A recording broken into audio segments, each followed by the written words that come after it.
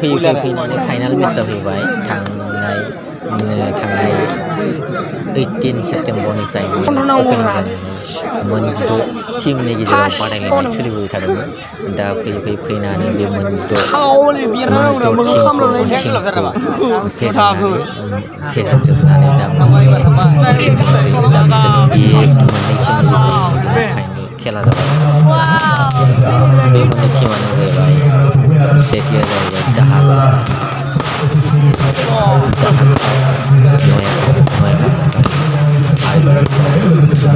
मोनसे टिमानो जाहैबाय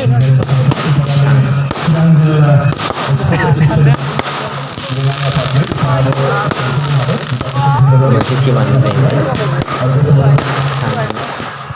सान स्पर्टस क्लाब हाटिखटा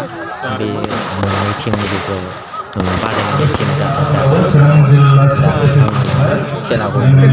बाहाय क्लजिं सेरेमनि हिसाबै गोबां माखासे हारिमुनि आयदाफोर लाफानाय जादों दा बेखौ दा मोननै टिमनि बादायलायनाय सोलिगासिनो दङ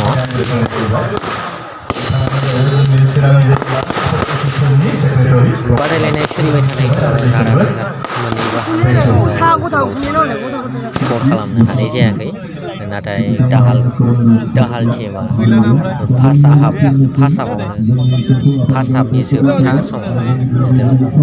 जेब्ला हाफ टाइम जाहां जायो बे समाव गल सोसोनानै देरहासार जानानै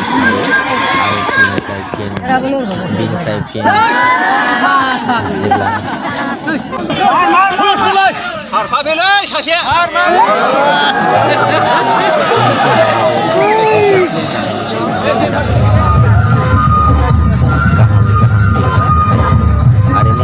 नैबे खेलाया जाहैबाय थांनाय सेमिफाइनालावमोन बे सेमिफाइनालाव सेमिफाइनाला जाबाय दाहाल क्लाब नयापारा आरो बेनिफ्राय गुबुन फारसेथिं दाहालिगावनि मोनसे हानजा दं दा बिसोर मोननै हानजानि गेजेराव दाहाल हानजाया देरहासार जानानै दिनैनिबो फाइनाल मेचखौ गेलेनाय जाबाय दा बेखौनो एसे होनाय जाबाय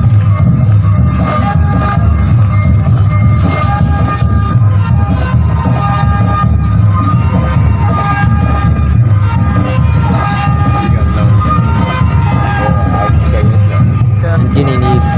फाइनाल मेचआ खुब मेहेरगोनां जादों आरो जोबनो गैयै गोबां मानसि फैदों ओरैबो खोब बिराद रोजा सोरगिदिं फोथार सोरगिदिं बेंखननाय नायनायजों लोगोसे फारफ्रोमबो लाइनजों ओरैबायदि मानसि आरो बे खेलायाव मोनसे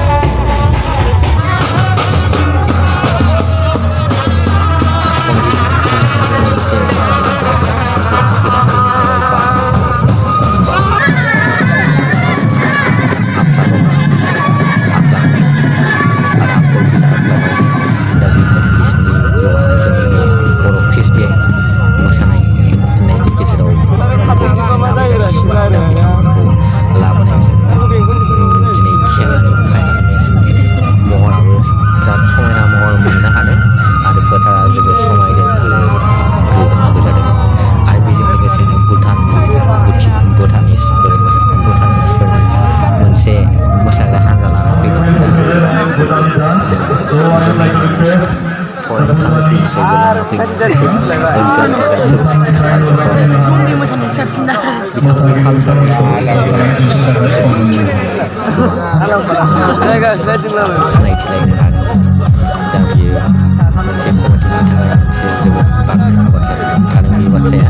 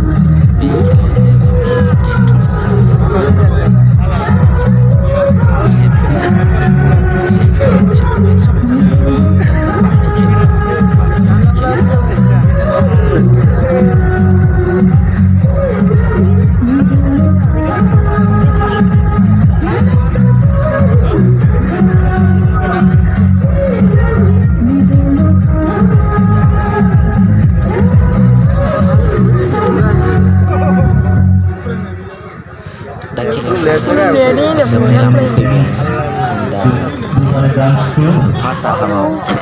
दाहाल क्लाबा 1 गल सोनानै खेला गेलेयै नैथि हाफआव खेलाया जोबथा टाइमाव फैयो थारमाने जोबनाय 10 मिनिटसो समनि गेजेराव गेजेरल'सैमोन 10 मिनिटसो समनि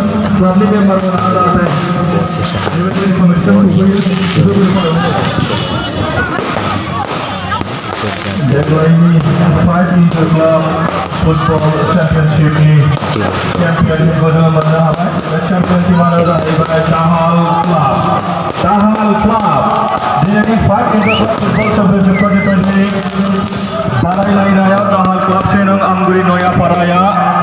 गल 2 गलाव सान स्पर्ट्स क्लाबखौ फेजेननानै चेम्पियन जानो हाबाय। स' बिथांमोननिसिम कंग्रेचुलेसन थाबाय। दान्दिसे समनि उनावनो जोङो जोंनि देरहासार बान्था राननाय हाबाफारि बेखौ जोङो सामलायगोन। जोंहा दिनैनि बे हाबाफारिखौ बेखेवनो होनानै लेंहरनाय गाहाय आलासि बिथाङाबो दंखायो। भिडिअखौ बारा गोलाव खालामगासिनो दा बेखिनियावनो नोंथांमोन बयखौबो बे भिडिअखौ जोबजासे नायनायनि साबायखर थाबाय आरो आसा खालामो नोंथांमोना सापर्ट खालामलांबाय थागोन। दा बेनिखायनो खेबसेबाव आंनि बिगियान रक्स इउटुब चेनेलनिफ्राय नोंथांमोना साफ्रोमनोबो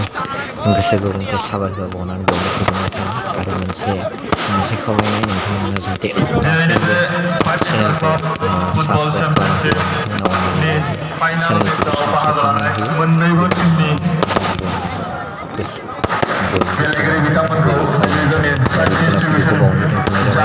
गोजोन्थों बाय बाय।